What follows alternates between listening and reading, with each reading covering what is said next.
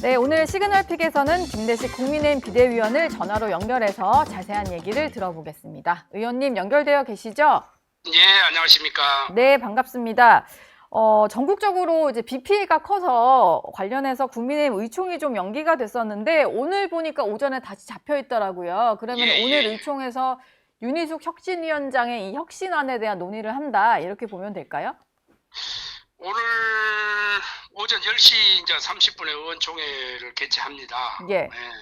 원래 이제 당초 20일 일요일 의총을 하려고 했었거든요, 우리가. 네. 그런데 이제 전국적 수해 상황이 또 엄중하고 그래서 일정을 좀 수년해 왔습니다. 네. 무엇보다 이제 수해 복구와 피해 지원이 당의 이제 최우선 과제라고 우리가 판단을 했고요. 예. 또 실무적으로 현장 대응을 먼저 또 챙겨야 한다는 그 공감대가 컸습니다. 그래서 혁신안도 물론 중요하지만 네. 당이 또 민생 회복 그리고 국가적 대난 아니겠습니까 지금? 예. 그래 그 대응에 먼저 집중하는 것이 우선이라고 저는 판단을 했고요. 네. 오늘 우총에서 혁신안이 논의될 예정입니다. 그래서 이제 수해 복구 대응 그리고 당내 현안에 대한 뭐 그런 중심으로 의원총회에서 수렴이 이루어질 것으로 저는 보고 있습니다. 네. 인적 쇄신 부분을 가지고 좀 갑론을박이 벌어진 상황이라 오늘 이걸 가지고 좀 격론이 벌어지지 않을까 싶은데 예. 윤희숙 혁신위원장 같은 경우는 일단 지난번에 얘기를 했었던 뭐 나경원, 윤상현, 그다음에 이제 장동혁, 송원석 이 네 분에 대해서 여전히 좀 얘기를 하시고 특히 사과를 언제까지 해야 되냐라면서 사과를 거부한 장동혁 의원에 대해서는 당에 수류탄을 던지는 것이다. 이렇게 좀 공개적으로 비판을 하고 있거든요. 이 얘기는 좀 어떻게 들으셨나요? 그렇습니다. 그 인적 쇄신은 네. 또 그 인적 쇄신의 그 방향만큼 절차와 방식도 또 중요하지 않겠습니까? 예. 누가 나가야 한다. 뭐 이런 식의 정치적 배제는 네. 오히려 뭐 통합을 해치고 또 특히 총선이 예. 3년이나 앞둔 현 시점에서 저는 인적 쇄신이 뭐 당내 갈등만 좀 증폭시킬 수 있다 이렇게 보고 네. 무엇보다 또 인적 쇄신이 전제된 뭐 혁신안은 저는 이제 총선이 너무 많이 남았어요. 성공하기 힘들다고 봅니다. 예. 그 지목된 그 인적 쇄신 대상자들 그 누가 그 쇄신안에 동의하겠습니까? 네. 지금 필요한 쇄신은 예. 어떻게 보면은 당 정체성 그리고 정책 중심의 쇄신이 돼야 되고 지난번에 그 저 김영태 비대위원장이 제안했던 그 보신주의, 네. 개파주의 청산 그리고 상향식 공청제 같은 그 구조 개혁이 저는 우선이라고 보고요. 네. 그 당시는 자 지도부가 책임, 반성, 변화 이렇게 해서 지도부 사퇴가 우선이었는데 그게 이루어지지 못했고 동의를 받지 못했지 않습니까? 네. 그래서 이제 윤희숙 혁신위원장도 뭐 고민을 많이 했겠죠. 그래서 인적 쇄신안이 과연 거대 여당의 민주당에게 맞서 싸울 뭐 지금의 소수 야당이 통합에 싸울 수 있는지 이것도 좀 함께 좀 논의를 해야 되고요. 네. 그다음에 그 저 장동혁 의원에 대한 그 당의 수류탄을 던진 것이다. 네. 이렇게 공개 비판을 해 갔지 않습니까? 네. 이 공개 비판이 정당의 뭐 혁신을 위한 필요 조건은 저는 아니라고 봅니다. 네. 다만 이제 표현의 수위가 지나치면은 오히려 혁신의 공감대를 해칠 수 있다고 저는 판단을 하고요. 네. 장동혁 의원이 그 본인의 입장을 밝힌 것은 뭐 정치인의 소신일 수도 있고 그 소신이 국민과 당원들의 상식에 부합하는지를 뭐 한번 되돌아봐야 되는 거 아니에요? 네. 뭐 판단을 그래서 윤 위원장의 그 문제 의식 특히 네. 뭐 계엄 부정 선거를 옹호하는 메시지 당의 입장으로서 비춰서는 안 된다 이런 지적에 대해서는 저는 공감합니다. 예. 네. 알겠습니다. 그리고 지금 또 논란의 인물이 하나가 윤 어게인을 주장을 하고 있는 전한길 한국사 강사인데요. 이제 입당을 가지고 좀 시끄러웠고, 근데 국민의힘 비대위에서도 처음에는 별로 문제가 없다고 하다가 서울시당에 조치를 지시했다라고 하는데 이게 정확히 어떤 조치를 하겠다라는 건지 좀 궁금하더라고요. 예, 그래서 지난 21일 날 송원성 비상대책위원장 겸 원내대표가 네. 그 당헌 당규를 위반한 게 있느냐 예. 이런 여부, 네. 또 당에 대한 그 어떤 유해성이라든지 당원 윤리 규범을 위반을 했는지 네. 이것을 조사할 것을 서울시당에게 지시를 했고, 네. 저는 윤리가 이 조사 중인 것으로 지금 알고 있습니다. 음, 그 징계 여부는 뭐 어떻게 보면은 절차도 따라야 되고 정당성과 객관성을 또 바탕으로 해서 판단해야 되고, 또 정치적 논쟁이 징계가 되느냐 안 되느냐로 번져서는 또 안 된다고 보거든요. 네. 그래서 다만 부정선거론이라든지 네. 비상계엄 옹호라든지 네. 이거는 국민 눈높이에 맞지 않지 않습니까? 그렇죠. 이거 극단적 언행은 네. 우리가 이제 수권 정당으로 지향해야 될 이 국민의힘의 정체성과 맞지 않다. 그래서 거리를 둬야 한다는 점에서는 저는 이 지도부의 판단이 타당하다 이렇게 보고 있습니다. 예. 그 극단적으로 부정선거를 좀 주장을 하고 계엄을 옹호하고 뭐 계몽령이다 이런 거와는 확실히 선을 그어야 된다 이런 생각이시군요. 그렇죠. 저는 네. 뭐 처음부터 그렇게 이야기를 했지만은 네. 그거는 극단적인 그런 국민 눈높이에 맞지 않는 언행, 이거는 네. 선을 그어야 된다고 생각합니다. 근데 지금 의원님도 비대위원이시고 얼마 전에 조은희 비대위원도 전한길 씨 입당에 대해서 부정선거 주장 계속하려면 그냥 황교안 전 대표가 하고 있는 당으로 가라 이런 얘기를 했거든요. 근데 예. 여기에 대해서 뭐 친한계로 분류가 되는 박정화 의원 같은 경우는 그 글 이후에 지도부에서는 반응이 없다. 그냥 개인적인 외침으로 끝날 거다. 이렇게 좀 평가절하를 했는데 지금 의원님 얘기를 들어보면 비슷한 생각을 가지신 비대위원들이 좀 있는 것 같아요. 예. 예, 그럼 당 지도부 차원에서 뭔가 전한길 씨의 어떤 과격한 언행에 대해서 꼭 윤리위 뭐 논의가 아니더라도 뭐 먼저 선제적으로 얘기를 하실 수도 있는 거 아닐까요? 그래서 이제 우리 조은희 의원 같은 경우가 예,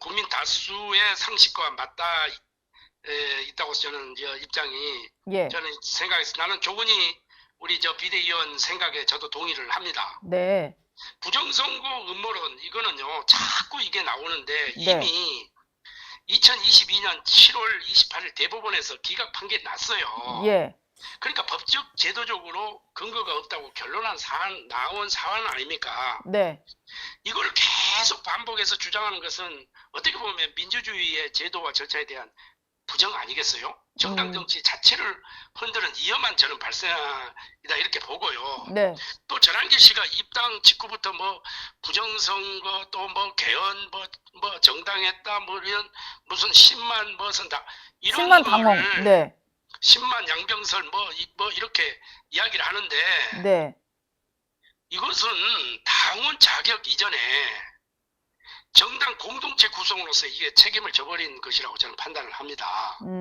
우리 국민의힘은 음모론 정당이 아니지 않습니까? 예. 그럼 비대위가 조금 더 확실하게 선을 그어 주실 그러니까 필요 없을까요? 일단 예, 송은석 원내 대표 겸 비대위원장이 예, 지시를 했기 때문에 결과가 나오는 거 보고 비대위원회에서 공식 입장을 내야 되겠죠. 지금은 이제 조사 중이기 때문에. 네. 예. 알겠습니다. 조금 전에 얘기를 좀 하셨는데 전한길 씨 같은 경우는 10만 명이 함께 당원에 가입을 했다라고 하면서 우파의 갯딸을 수십만 명 만들겠다 이렇게 자신을 하고 있는데 뭐 정확히 지금 당원 수를 공개하시긴 좀 곤란하시겠지만 실제로 이렇게 집단적으로 뭔가 10만 명 정도의 당원 수가 뭐 늘어난 흐름이 있는 건가요? 이게 얼마나 신빙성이 있는 말인가 해서요.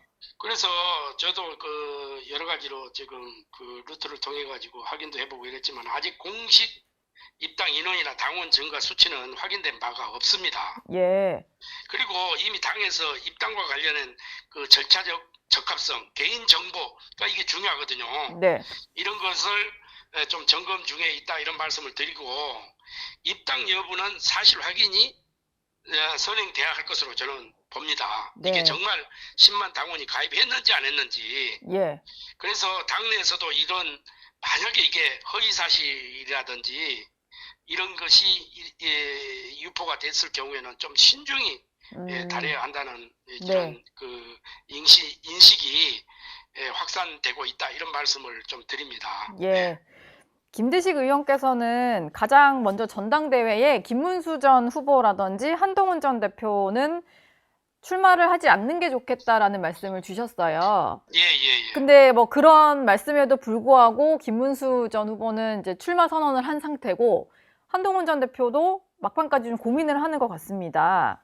근데 두 사람은 왜 나오면 안 되겠다라고 생각하셨던 거예요? 저는 기본 입장에는 변화가 없고요. 예, 지금 그 출마자들이 나오면은요, 네, 저는 김문수 후보가 됩니다. 왜 그러냐면은 네, 대선 직전이잖아요. 네, 자, 그러면은 이 당이 어떻게 보면은 대통령 선거 이후에 새로운 리더십을 좀 요청하고 우리가 지금 현재 어떻게 보면은 패족이 된 상태 아닙니까? 네, 그러면은 이 두 분 특히 이제 그 김문수 후보나 한동훈 후보 같은 경우에는 그 탑2에 계셨기 때문에 네, 이분들이 나오면은 전당 대통령 선거에 연장선밖에 안 돼요.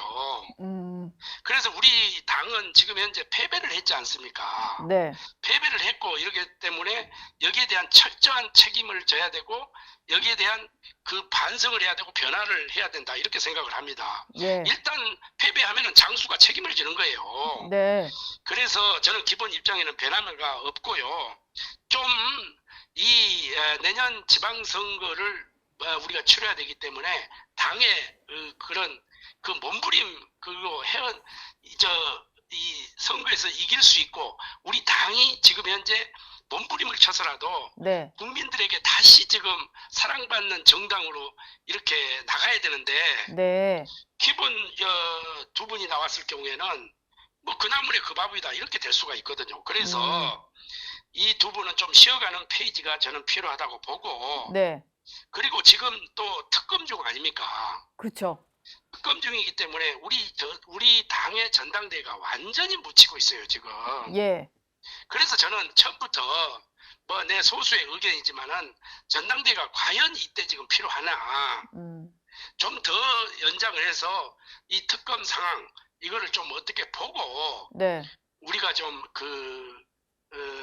좀 민주당하고 싸울 수 있는 그런 전열을 좀 정비하는 후에 저는 새로운 지도부가 나와도 괜찮다 이렇게 생각을 했는데 네. 지금 이미 전당대회가 확정이 됐잖아요. 확정이 돼버렸네요. 네, 돼버렸기 때문에 어쩔 수 없고 그렇지만은 이 두 분이 이번에는 좀 쉬어가는 페이지로 보고 당의 몸부림치는 1년 동안은 몸부림치고 다시 살려고 하는 씨앗을 뿌릴 때까지 네, 좀 기다려달라 예. 이런 이야기를 하고 싶네요. 예. 근데 김문수 후보는 이미 출마 선언을 해버리셨는데 그럼 어떻게 해요? 그러니까 지금이라도 이제 등록 전이니까 네, 저는 김문수 후보도 좀 한 번쯤 좀 생각하고 당의 미래 보수 우파의 이런 재건 이런 부분을 본다고 하면은 한 번쯤은 신중히 생각하고 고려해 볼 필요가 있다. 저는 그렇게 봅니다. 후보 등록이 30일까지니까 그 전에도 포기할 수 있으니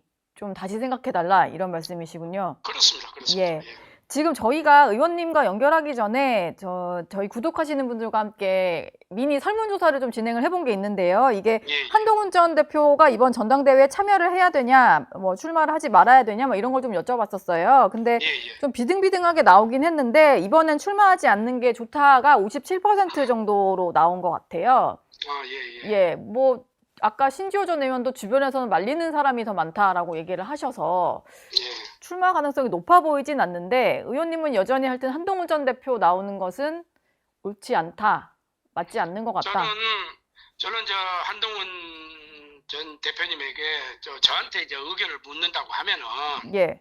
저는 이번에는 쉬어가는 페이지가 필요하다. 네. 왜 이렇게 봅니다. 왜냐하면은 그러나 이 지금 한동훈 또 이번에 전당대회에서 한동훈 후보가 나오지 않으면은 또 흥행이 또 안 돼요, 사실은. 예. 흥행이. 그러니까 네. 동전의 양면석인데. 예. 그러나 지금 한동훈 후보도 우리 당의 참 미래에 어떻게 보면은 큰 자산 중에 하나잖아요. 네. 자, 그런 측면에서 본다고 하면은 나는 한동훈 전 대표께서 좀 이번에 쉬어가는 페이지가 좀 필요하다. 내가 만약에 김문수 후보하고 좀 이렇게 만날 일이 있으면은 내가 직접 김문수 후보한테도 이야기를 하겠어요. 등록하시지 마라. 하지 마라. 예. 이번에는 아닌 것 같다. 그래서 당의 몸부림을 치고 당이 어느 정도 지금 살아날 수 있을 이 시점이 돼서 한번 좀 생각을 해봐라. 꼭 네. 당 대표를 하고 싶으면은 예. 저는 그런 이야기를 해주고 싶고 네. 지금 뭐 이게 방송이기 때문에 우리 여론조사가 그렇게 나왔다고 하면은 저는 한동훈 대표도 이번에는 좀 쉬어가는 페이지로 삼고 네. 앞에 앞으로 당의 이 미래가 어떻게 전개가 돼야 되는 건지 좀 고민하고 고심하는 그런 시간을 나는 김문수 후보나 한동훈 후보가 좀 심사숙고해 줬으면 좋겠다. 예. 왜? 당을 위해서. 네. 또 한 분은 당 대표를 했고 한 분은 당 대선 후보를. 대선 후보를 했잖아요. 예. 이 두 분이 정말 고심하는 이런 흔적을 좀 보여야 우리 국민들이 또 그래도 정치 지도자 잡구나 하는 이야기가 또 나올 수 있지 않겠어요? 저는 그런 예. 점에서 네. 꼭 이렇게 두 분에게 이번 전당대회는 좀 쉬었으면 좋겠다 이런 말씀을 기본 입장에 변함없이 드리는 겁니다. 예. 왠지 김문수 후보가 김대식 의원 안 만나려고 피해 다니실 것 같다는 생각이 좀 드는데. 그래요? 예, 만나면 설득한다고 하시니까. 예, 제가 만나면은 네. 제가 설득하려고 합니다. 예, 우리 알겠습니다. 한동훈 대표님도 제가 만날 기회가 있으면은 예, 직접 만나서 제가 설득을 하려고 생각을 하고 있습니다. 네, 알겠습니다. 지금까지 김대식 국민의힘 비대위원과 얘기 나눴습니다. 오늘 말씀 감사합니다.